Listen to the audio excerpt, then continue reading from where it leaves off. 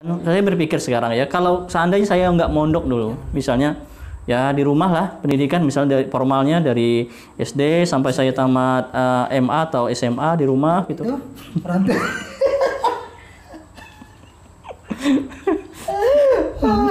faktor. Ayo teman-teman, sebelumnya silakan di subscribe, aktifkan notifikasinya, like and share. Assalamualaikum warahmatullahi wabarakatuh. Halo teman-teman sekalian, kembali lagi kita berjumpa di Hadil Channel. Teman-teman, pada kesempatan ini saya alhamdulillah bersilaturahmi ke rumah Ustadz Armain ya Ustadz. Nama lengkapnya Ustadz Armain? Armain aja. Armain aja. Ardan nama orang tua. Oh, Ardan. Kalau di FB kan Ardan ya. Iya, betul. Jadi Ustadz Armain. Iya. Beliau ini seorang santri juga dulunya, dan sekarang alhamdulillah beliau sudah jadi kepala sekolah. Tentu itu melewati suatu proses perjalanan yang sangat panjang, Ustaz. Jelas. Betul, ya kan? Betul sekali. Nah, oleh karena itu di sore hari ini kita berbincang-bincang santai, menggali lebih dalam tentang kehidupan beliau. Semoga dengan pengalaman-pengalaman yang beliau sampaikan, kita bisa mengambil hikmah di balik setiap cerita yang beliau sampaikan nanti. Nah, tujuan kita membuat konten ini Ustaz, dalam rangka untuk Hari Santri ya Ustaz ya. Oh iya. Jadi kita bercerita lebih banyak kepada kehidupan tentang santri nih Ustaz. Nah, jadi nanti Ustaz mau share tentang apapun yang lain pun boleh. Wah, dengan senang hati. Mantap. Nah teman-teman, kita juga disuguhi kopi 7 elemen. Kopi HPAI. Kopi HPI 7 elemen. Kita coba dulu. Bismillahirrahmanirrahim. Silakan, Ini, Ustaz, ya? silakan dicoba. Bismillah. Nah, luar biasa. Wes. Untuk teman-teman yang hobi ngopi, ya. Ngopi sekaligus sehat. Ngopi yang sehat. Iya, ya. karena Bukan kan sekedar banyak ngopi-ngopi biasa aja, bukan, tapi karena banyak ada, campuran herbal juga kan di dalam iya, kopi HPAI kan. ada nilai kesehatannya. Iya. Ya. Atau jadi di Lingga ini, ya beliau salah satu agen Stokis. Iya. Nah, jadi yang berminat boleh nih langsung datang. Kalian Boleh kontak promosi. saya nih, boleh. Ini di belakang ini masih banyak stok ini. Jadi Ustaz, sebelumnya gimana kabarnya Ustaz? Alhamdulillah Sehat, sehat, luar ya? biasa ya. Alhamdulillah. Jadi Ustaz sekarang udah berapa lama di Lingga Ustaz? Di Lingga saya sebenarnya dari 2010 ya. 2010 saya hijrah ke Lingga. Itu awalnya di Tanjung Kelit. Tanjung Kelit. Tanjung Kelit. Oh, di pulau ya. Di pulau. Nah, Jadi teman-teman mungkin belum tahu Tanjung Kelit di mana, itu di pulau. Di Kita pulau. perjalanan sekitar 1 jam dulu Ustaz ya. benar. Setelah itu baru Betul. naik Pompong ya. Iya. Naik Pompong ke sana. Nah, jadi ceritanya dulu kan saya kuliah di Tanjung Pinang di STI Miftahul Ulum. Kemudian selesai kuliah sempat honor di MTS Negeri Tanjung Pinang. Nah, pada waktu itu 2009 akhir ada buka tes GTT Provinsi waktu itu namanya. GTT Provinsi. Kemudian mencoba ikut ya. Waktu itu berkeinginan kalaupun lulus tetap di Tanjung Pinang gitu kan. Nah, belum terpikir untuk hijrah ke pulau. Nah, pada waktu itu ikut tes. Nah, ternyata tahu-tahu begitu keluar pengumuman nama keluar, tinggal menunggu SK. Menunggu SK, mendapat informasi penempatannya nggak ada di kota. Semuanya Waktu itu iya di Natuna dan di Lingga. Saya berdoa mudah-mudahan dapat yang paling dekat gitu kan. Ya alhamdulillah Allah kasih di Tanjung Kelit. Belum terbayang gimana tuh medannya Tanjung Kelit kan. Nah, saya naik kapal dari Tanjung Pinang sampailah ke Tanjung Kelit. Sampai ke Tanjung Kelit waktu itu saya mengajar di SMP 6 namanya, Satap Senayang di SMP Tanjung Kelit itu. Nah, 2010 akhir ada tes di Kemenak PNS di Kemenak Guru kan. Nah, mencoba ikut. Nah, alhamdulillah lulus di 2011. Itu baru coba ya Ustaz? Coba aja. Belum serius. Serius juga lah. Waktu itu. Ya. Nah, waktu itu saya ditempatkan di Dabo. Oke, pertama Di Dabo 2011 itu. Nah, tidak lama bertugas di Dabo kemudian menikah. Alhamdulillah. Di Dabo? Di sini menikahnya. Di sini. Dapat orang sini. Alhamdulillah. Jadi itu Jadi saya hijrah ke Lingga itu mulai 2010 kurang lebih, 2010 sampai sekarang 2002, ya kurang lebih 10 tahun. Kurang lebih 10 tahun, Masya Allah. Ya. Lumayan lah perjalanan yang panjang Ustaz ya. Lumayan. Tapi kalau orang sini 10 tahun itu baru. Baru. Tapi kalau bagi kita cukup lama ya. Kita udah lumayan lama ya. Antum hijrah juga kan? Alhamdulillah. Cari pengalaman di sini Ustaz. Iya. Tapi di sini di Lingga ini orangnya luar biasa Ustaz ya. Luar biasa. Jadi yang saya rasakan, orang-orang kita Melayu ini orang yang sangat terbuka. Terbuka. Siapapun, suku apapun gitu ya, mereka selalu welcome gitu ya. Selalu menerima dengan senang hati, dengan baik. Dia ini apa namanya? Kota orangnya sangat juga ramah ya, kemudian daerahnya aman, nyaman ya. Saya waktu kuliah itu Ustaz, pernah disampaikan dosen itu. Kalau dosen tuh di Kepri, dia di di Batam. Udah sampaikan gini, kalau seandainya saya dipilih untuk tinggal di satu tempat, saya mau tinggalnya di Lingga. Waktu itu belum ada bayangan tentang Lingga apapun waktu itu. Cuma penasaran aja Lingga itu seperti apa. Nah, tiba-tiba ya ditugaskan ke sini lah Ustaz. Ya, dan baru tahu ternyata di sini Masya Allah luar biasa. Luar biasa ya. Luar biasa. Nah Ustaz, setelah sekian lama Ustaz di Lingga nih kan, kemudian aslinya dari Riau. Nah, asli saya awalnya di Riau. Jadi di Indragiri Hilir namanya. Indragiri Hilir. Kalau kampung saya itu sekitar 2 jaman dari kota Temilahan. Nah, dari ibu kota Indragiri Hilir itu sekitar 2 jaman. Jadi saya istilahnya orang kampung juga. Orang kampung ya. Orang kampung kemudian mencoba hijrah ke kota, ke Tanjung Pinang waktu itu kuliah. Kemudian kembali lagi ke sini ya. Oke, sebelum ke kuliah Ustaz. Ustaz nyantri juga ya di Temilahan. Ya, alhamdulillah. Ya di satu kampung namanya Sungai Luar, Simpang 3. Oke.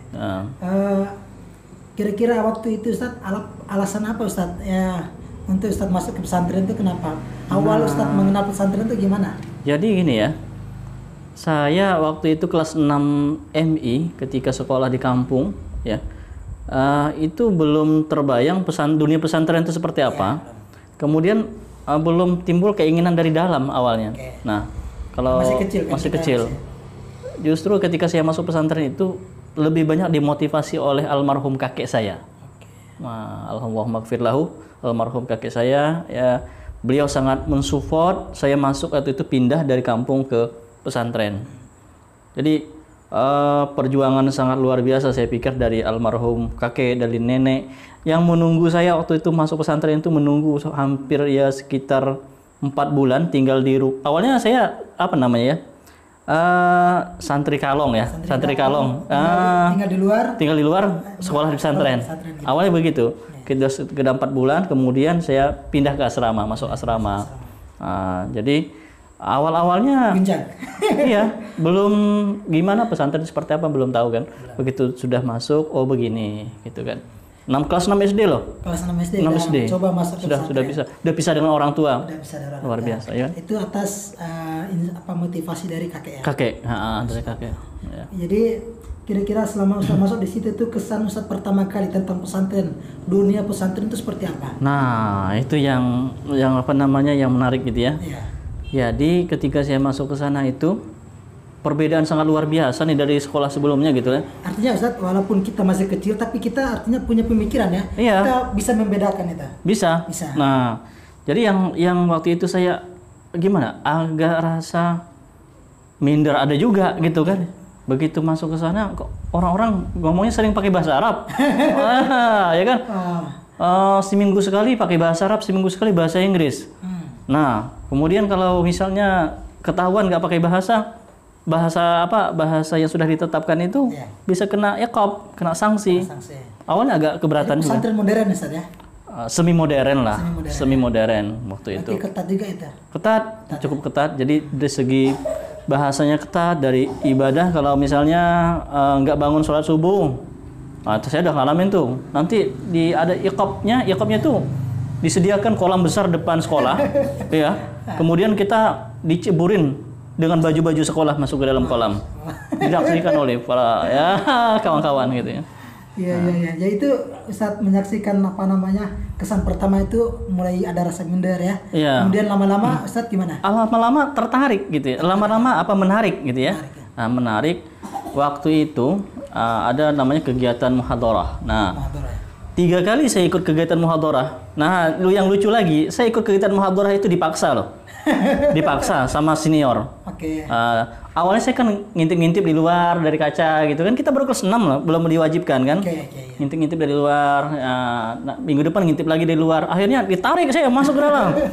3 kali saya ikut kegiatan muhadharah itu. Minggu depan saya sudah dijadwalkan harus nyampaikan ceramah gitu ya. Nah, saya masih ingat tuh. Materi ceramah saya paling pertama itu tentang takwa. Hadisnya masih ingat sampai sekarang saya.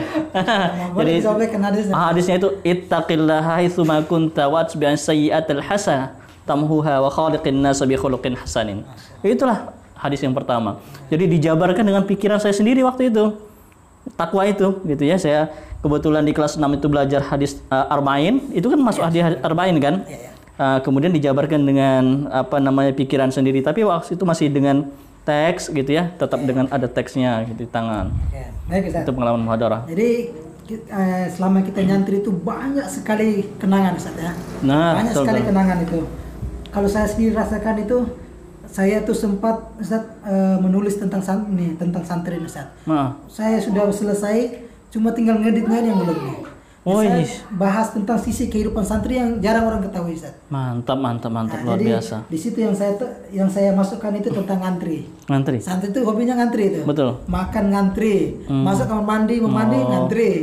Apapun itu kadang ngantri, Ustaz. Iya. Kemudian saya ngambil tentang gosok sendal, Ustaz. Kadang kita, wah itu pengalaman yang paling parah. Jadi kadang kita lagi sholat nih kan, kadang kita keluar sendal tak ada. Seperti itu. Kemudian tentang pegang HP nih Ustaz, itu semua saya tulis Ustaz. Saya bahas tentang dari sisi psikologisnya seperti apa, penelitian dampak dari kita pegang HP seperti apa, dampak dari orang yang sering gosip itu seperti apa. Nah itu saya bahas itu Ustaz. Nah di antara semua itu Ustaz, ada nggak satu kisah yang paling berkesan Ustaz yang Ustaz mau ingin share? Semoga kita semua bisa ngambil hikmahnya Ustaz. Yang mungkin Ustaz tak bisa lupakan sampai sekarang Ustaz. Ya. Jadi kami kebetulan di pondok itu, karena pondoknya di kampung ya, di kampung dengan sistem kehidupan yang cukup tradisional. Saya pikir waktu itu, jadi ngantrinya nggak banyak seperti antum tadi. Kalau antum ada ngantri makan nggak? Ngantri sekali. Kalau kami makannya nggak ngantri. Masalahnya masak sendiri. Jadi pengalaman yang paling berharga, saya pikir, dan itu menjadi bagi saya ya, menjadi sesuatu yang sangat berharga sekali sampai hari ini, itu adalah pelajaran kemandirian. Mandiri. Nah, pertama dalam hal soal masak-memasak. Saya nggak kalah sama istri lah. Jadi kalau ibu-ibu bisa masak, mak-mak bisa masak rendang, saya insya Allah berani lomba juga masak rendang. Jadi kalau soal memasak, jadi menjadi sebuah hobi sekarang saya. Hobi. Dan saya nggak risih. Misalnya istri lagi masak apa, saya dengan senang hati berada di dapur dengan menumbuk cabai segala macam. Karena kami waktu di pesantren itu memang makannya nggak catering gitu, nggak catering. Jadi satu asrama, satu pondok itu kita ada 3 sampai 4 orang ya. Satu kamar. Nah, kemudian di situ kita masak.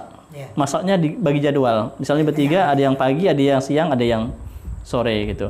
Nah, makanannya lauknya apa? Lauknya waktu itu ya ikan asin, sayur kangkung, sayur daun singkong.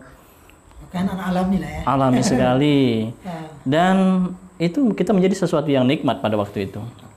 Sangat sederhana, saya pikir ya. Kalau udah bisa makan telur atau makan sekali-sekali makan sarden, itu senangnya luar biasa waktu itu, luar biasa. Nah, tapi itulah menjadi sesuatu pengalaman yang berharga itu. Mandiri ya, yang pertama. Kemudian yang saya rasakan di pesantren itu kita dididik untuk disiplin. Luar biasa kan, seperti yang saya sampaikan tadi. Ketika terlambat datang sholat maghrib, itu kan udah ditunggu sama ustadznya di depan di musola. Apalagi subuh, ya. Kemudian kita harus dari jam sekian sampai jam sekian belajar. Jam sekian wajib tidur. Jam sekian nanti malam jam sekian harus bangun. Tapi Ustadz, terasa nggak sampai sekarang gitu. Alhamdulillah. Karena dipaksa awalnya itu, Iya. kadang itu ya. Iya. Jadi terasa sekali manfaatnya itu sekarang itu bagi saya. Dan saya berpikir sekarang ya, kalau seandainya saya nggak mondok dulu, misalnya ya di rumah lah pendidikan, misalnya dari formalnya dari SD sampai saya tamat MA atau SMA di rumah gitu, saya nggak tahu sekarang.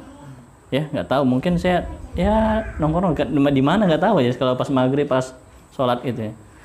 Nah, jadi kemudian leadership yang kita dapatkan di pesantren itu, kepemimpinan. Jadi saya merasakan kami ya gimana ya, pondoknya jauh di kampung, tapi saya merasakan itu sekarang gitu ya. Bagaimana kita diajari setahun sekali ada pergantian pengurus. Ya kemudian kita dididik, kita nih yang dianggap oleh guru sudah mampu nih, nanti masuk di kelas yang lain gitu, di kelas yang lebih rendah dari kelas kita, disuruh mengajar di sana, diberikan kepercayaan. Ini luar biasa saya pikir. Jadi mereka memang waktu itu ya pesantren tidak mungkin terprogram secara rapi, secara tertulis, tapi sistemnya itu yang kita sampai sekarang itu masih luar biasa lah saya pikir. Jadi kemandirian, kemudian kedisiplinan, kemudian leadership. Iya. Itu yang Ustadz merasa sampai sekarang masih terbangun ya, masih terasa dalam diri. Alhamdulillah. Nah, saya Ustadz pernah merasakan sekali lah kejadian yang waktu di pondok itu Ustadz. Itu sehari malam itu kehabisan beras. Jadi kami santrinya masak sendiri seperti yang saya sampaikan tadi itu. Oh gitu? Iya. Pintar masak juga berarti ya? Bisa lah sedikit. Jadi waktu di di Kupang nih Sat. Itu di Kupang. Itu kami tuh masak sendiri Sat. Saya masuk SMP itu memang masak sendiri Sat. Masak sendiri, kemudian tinggal di jauh dari kota 14 kilo. Ya kita tinggal di situ yang mayoritas yang non muslim memang. Di Kupang ya? Di Kupang. Itu yang Islam ya, kita yang di dalam pondok itu. Tapi berarti antum apa sukunya sebenarnya? Flores Sat. Tapi kok ganteng ya? Mungkin percaya ombu. Jarang kan? Lihat maaf ya. Bonus itu. Bonus. Kita belum ada produk makanya nanti pakai HP ini diganti. Oh, gitu. Jadi malam itu Sat kehabisan beras. Iya. Besok paginya itu tak ada beras. Jadi pagi itu udah harus sekolah. Jadi kami tuh pagi itu tak ada satu santri pun yang pergi sekolah. Semuanya mana? Masuk hutan. Karena pondok itu di belakangnya gunung Zat. Ada gunung, kemudian kita bisa ngambil apa aja di situ lah. Jadi di situ semuanya cari kayu, kemudian ngambil ubi kayu ini Zat. Singkong itu. Kita ngambil baru masukin dalam kayu itu, terus kita bakar. Itulah pengalamannya Zat. Dan itu yang pertama itu ya. Kedua itu direndam waktu sholat subuh Zat. Pernah juga direndam? Pernah direndam juga seperti Ustaz lah pengalamannya itu. Gitu. Jadi bahwa pimpinan itu Ustaz semuanya lagi mudik Ustaz. Tinggal kami itu sekitar bertujuh lah. Sekitar 7 orang dah. Jadi kebetulan pas azannya itu tak ada orang azan, bapak pimpinan azan. Dan pimpinan itu masya Allah sangat keras.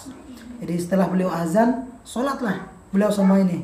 Ada kakaknya juga itu. Sholat, selesai sholat, baru datang kami.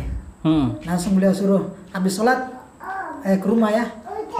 Kalau beliau suruh ke rumah itu Ustaz, pikiran udah kayak udah gini-gini ya? Udah dedak-dedak.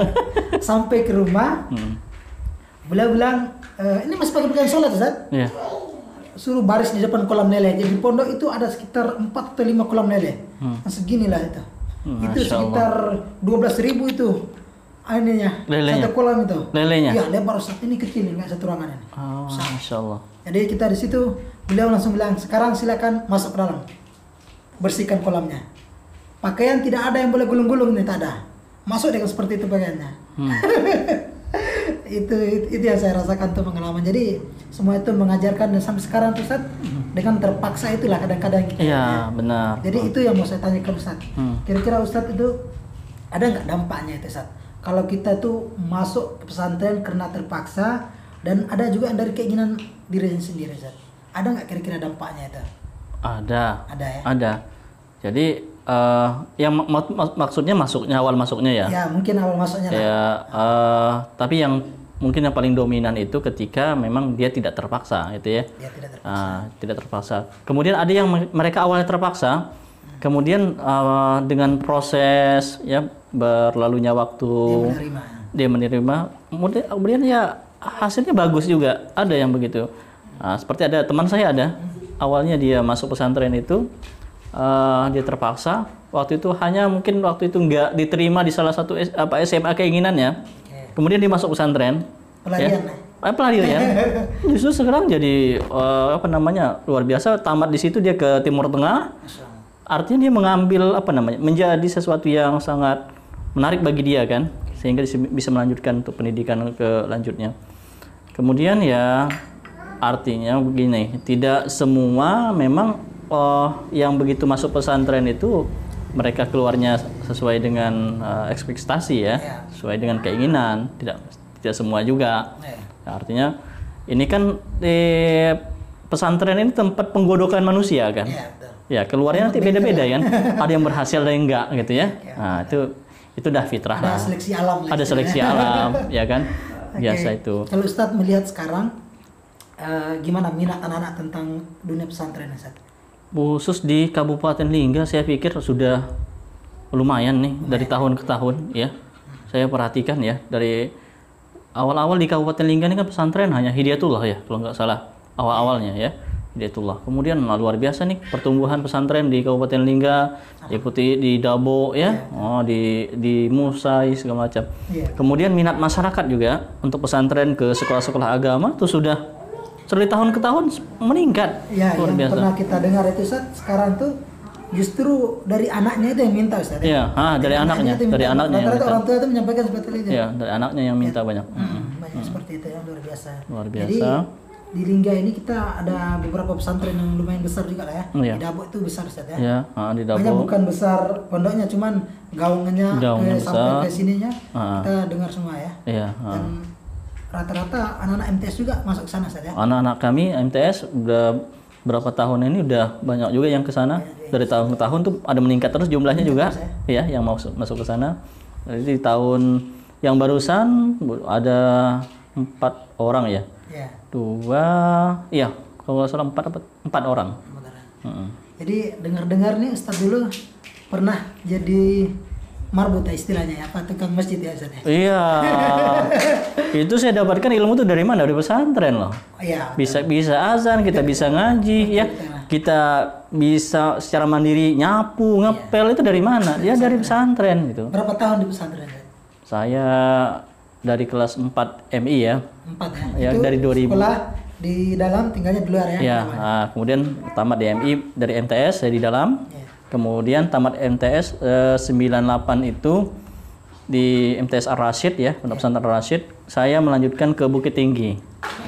Di namanya Pondok Pesantren Ashabul Yamin di Lasituwo. Jadi lokasinya itu di lereng Gunung Merapi itu. Nah, cuma di sana nggak bertahan lama. Nggak bertahan lama. Waktu itu ya kondisi alamnya kan sangat dingin di sana ya. Dingin ya. Saya sakit, kemudian nggak betah di sana. Akhirnya sekitar 6 bulan kurang lebih saya pulang.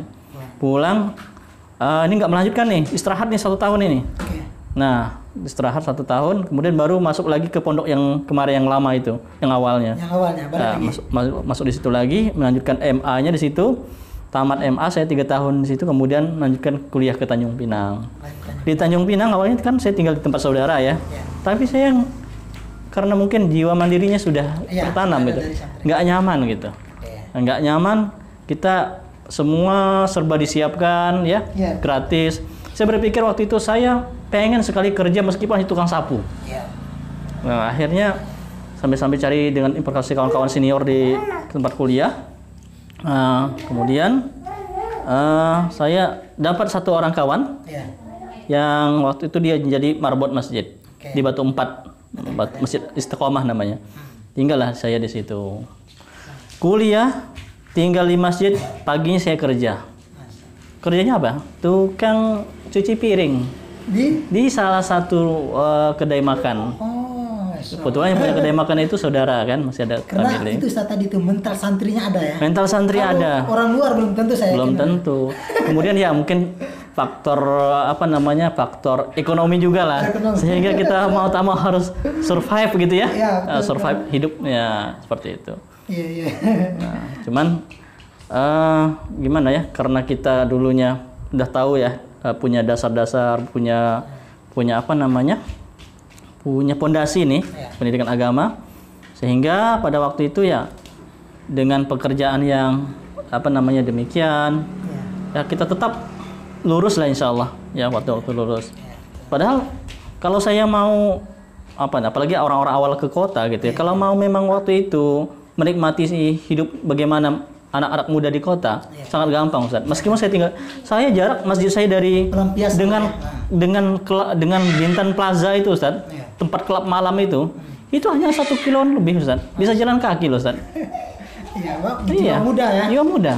Tapi waktu itu kita berpikir kan, saya ini kita ini santri gitu loh. Kemudian tinggal di masjid lagi. Masa saya harus masuk klub malam gitu kan mikir itu. Itu pelajaran. Jadi membekas lah. Membekas insya Allah ya. Mudah-mudahan sampai akhir hayat seperti itu. Nah Ustaz,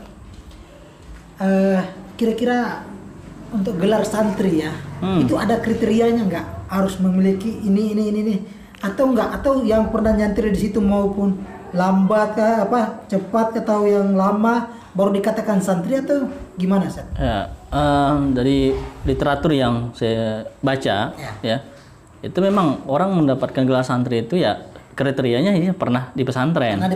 Pernah pesantren ya. Itu mungkin secara gelar gitu kan.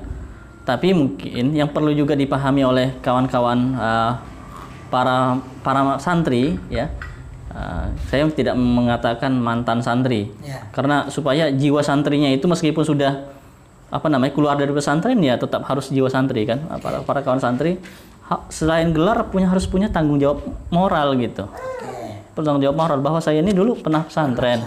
Ya tentu ya, tindak tanduk kita, tingkah laku ya, perilaku amaliyah kita ya diusahakan tidak jauh larinya dari sewaktu kita di pesantren seperti itu. Nah, Ustaz, di pesantren Ustaz itu gimana? Dilarang nggak pegang HP itu Ustaz? Waktu zaman kami belum ada HP.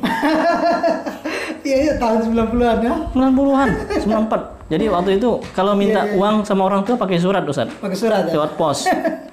Pakai perangko. Jadi kalau misalnya duitnya nih tinggal pas-pasan gitu ya, terus siap-siap lah. Karena untuk surat itu nyampe 1 minggu ke kampung. Dari kampung kirim ke kita 1 minggu lagi weselnya kan. Nggak pakai rekening, pakai wesel waktu itu. Jadi biasanya ini candaan aja Ustaz. Dulu itu kalau kita nulis surat ke orang tua itu, orang tua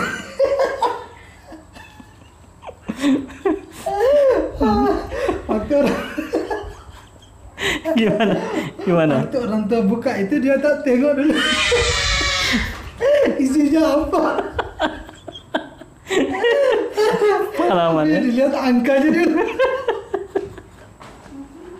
Dia nggak baca isinya tapi lihat angkanya ya. Dia minta berapa gitu. Minta berapa itu, jadi kadang itu santri yang ngusir angka uang itu ditulis dalam tulisan. Dia nggak tulis angkanya tapi tulis kayak 100.000. Pintar juga santri. Karena orang tua tuh kadang tak mau lihat dulu surat isinya apa nih. Tapi cek dulu nih angkanya ada berapa. Iya betul. Nah sekarang Ustaz, ada sebagian pesantren itu Ustaz yang keras sekali sama HP Ustaz. Ya. Termasuk saya tuh ada baca di berita itu sampai masuk di ini berita itu. Itu yang dipakai palu-palu itu dihancurkan HP itu keras sekali. Bahkan tapi ada sebagian pesantren itu boleh Ustaz.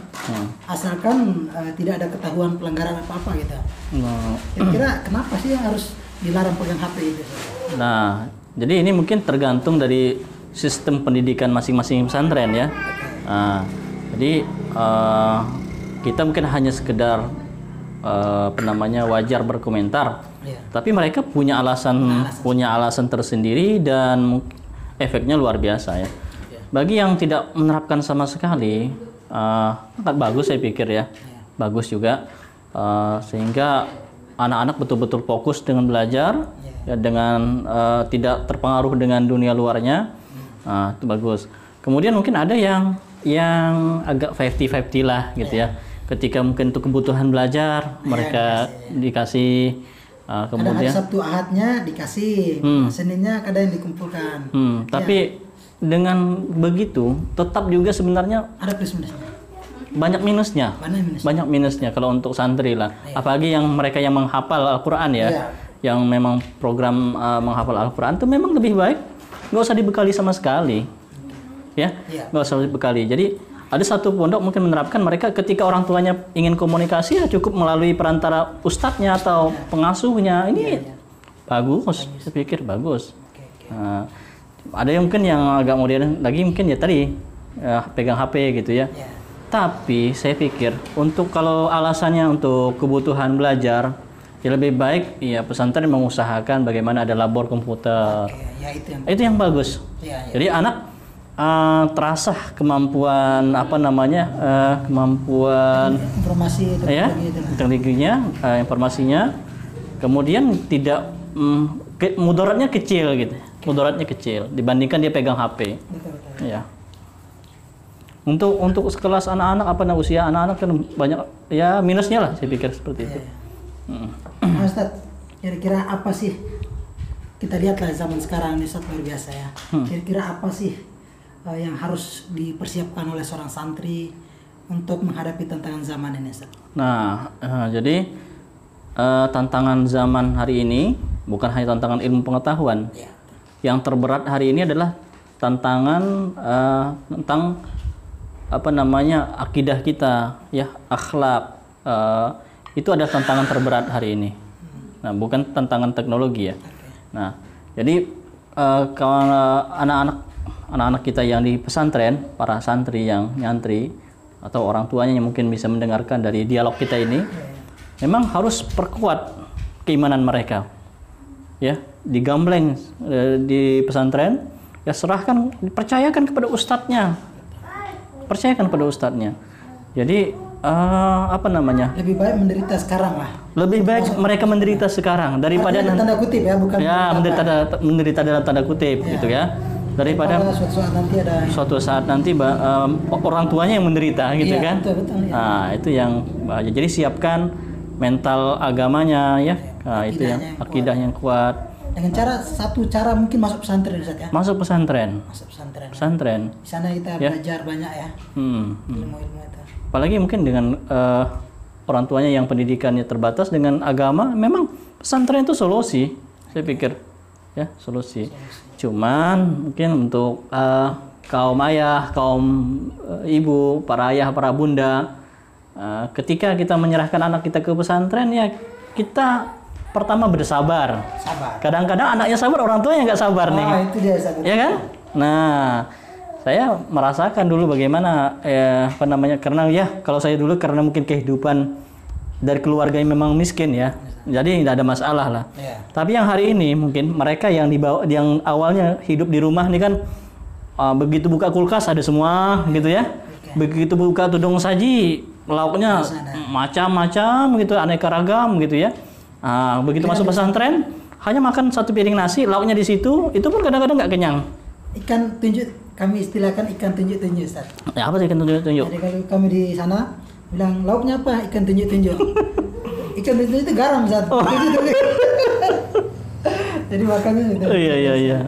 Kalau saya dulu memang lebih banyak ikan asin. Ikan asin lauk.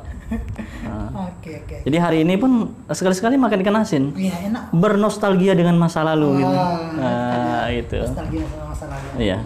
Jadi luar biasa lah penyampaian Ustadz, Masya Allah. Kita bisa mengambil pelajaran-pelajaran. Insya Allah. Dan ingat untuk orang tua kita, masukin anak di pesantren itu bukan beban bagi kita ya. Iya. Hari ini kita ikhlaskan itu lebih baik. Ikhlas ya. Kita ikhlas, kita berikan mereka kita paksakan mereka lebih perlu ya. Supaya suatu saat nanti kita yang bahagia Ustaz ya. Iya, satu di lagi. dunia kita bahagia, di akhirat pun kita bahagia. Iya. Kemudian satu lagi ya, percayakan sepenuhnya kepada ustadz-ustadz yang ada di pesantren gitu ya. Kecuali anak kita mungkin dipukul sampai patah-patah gitu ya. Itu baru. Tapi mungkin sebatas ya dibangunkan malam harinya, anaknya lapor, mak, gitu kan, nggak kuat nih pesantren, jam sekian udah bangun. Itu bagus kalau kita yang paham ya, bagus. Seperti itu. Oke, baik Ustaz, terima kasih banyak atas waktunya. Masalah. Sama-sama. Terasa nih udah mau 1 jam. Saya sambil dinikmatin. Saya kopinya udah habis, Ustaz. Mau tambah? Kopi HP itu memang beda. Iya betul. Silahkan dicoba. Jadi cukup sekian Ustaz. Terima kasih banyak Sama-sama. teman-teman sekalian. Di lain waktu insya Allah kita akan berbincang-bincang kembali. Insya Allah. Cukup sekian. Assalamualaikum warahmatullahi wabarakatuh. Waalaikumsalam warahmatullahi wabarakatuh.